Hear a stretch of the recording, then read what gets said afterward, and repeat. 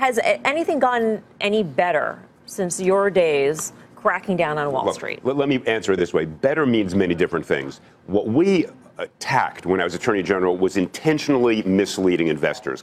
Analysts who had conflicts of interest and were intentionally saying buy when they knew the stock was bad. I think much of that has disappeared because the conflicts that were structural have been addressed. The market has taken care of that. What Yuri created through TipRanks was a company designed to address a different issue, which is not intentionally misleading investors, but some analysts are good and some are bad. And as we just had this conversation, as each of you said, there are folks who are good you want to follow, who are thoughtful, smart, analytically correct, and others who are simply lagging behind the market and seeing last week's data, extrapolating it forward. And what TipRanks does is permit you to look and examine how every analyst has performed over any metric, time frame, up markets, down markets, by sector. That's why this company is designed to make the markets transparent for analysts.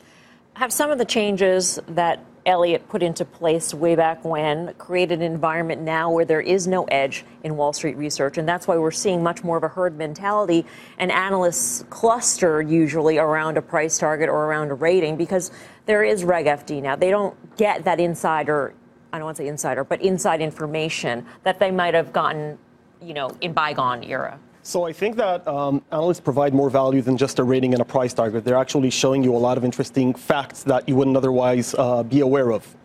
But if you followed the average analyst over the last 5 years, you would actually generate an average of 6% every year, mostly because the market was bullish over the last 8 or 9 years. And so there is value, and there's also a lot of impact. So you spoke before about Barclays, for instance, upgrading IBM. So I haven't looked into that, but I'm sure the stock is now going up in the aftermarket. But no one really knows if the analyst is any good. And what we would recommend is to just check him out. See, what happened when he upgraded other stocks before. So how do you grade those analysts? How is that? Does price target come into play? No. So what we do is we're trying to look at it from the perspective of the individual investor, because we know that they are very responsive to what financial experts are saying. And analysts is one category. We also look at what financial bloggers are recommending. But basically, what we would do is once we see a buy rating or a sell rating, we would open a virtual buy or sell position, and we will see how it performs over time. We would then rank the analyst based on their success rate, how many of their buy or sell recommendations actually generated positive returns, and what is the average return for every time they recommended a stock. Then we will incorporate them into a statistical equation that also looks on the significancy of the data. So the more information we have, the more likely the analyst is going to be ranked either higher or lower. Look, can I tell you what we've suggested is that when you bring an analyst on, you put down a little corner, whether that analyst has outperformed or underperformed the market.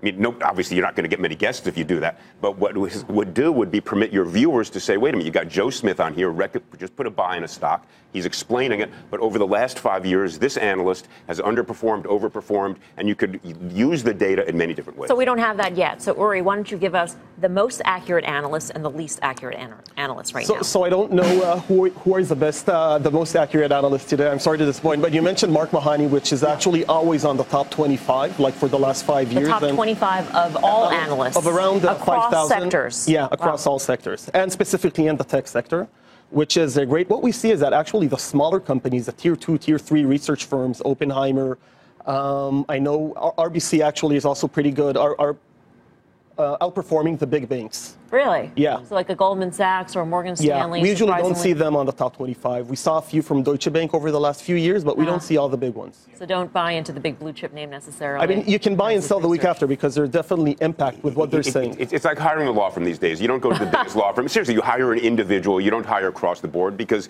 there's been sort of an equalization of skill across certain firms. You look for the individual. TipRanks permits you to find either the best analyst or one of the other metrics. You use the word insider in the legal sense. When insiders are buying or selling stock, there's a way to look at our website and say, look, does this CEO lead the market, follow the market, is selling when you know because of their filings that they've sold, a good way to make money. All sorts of data there, completely transparent. I want to switch gears here and go to cryptocurrency.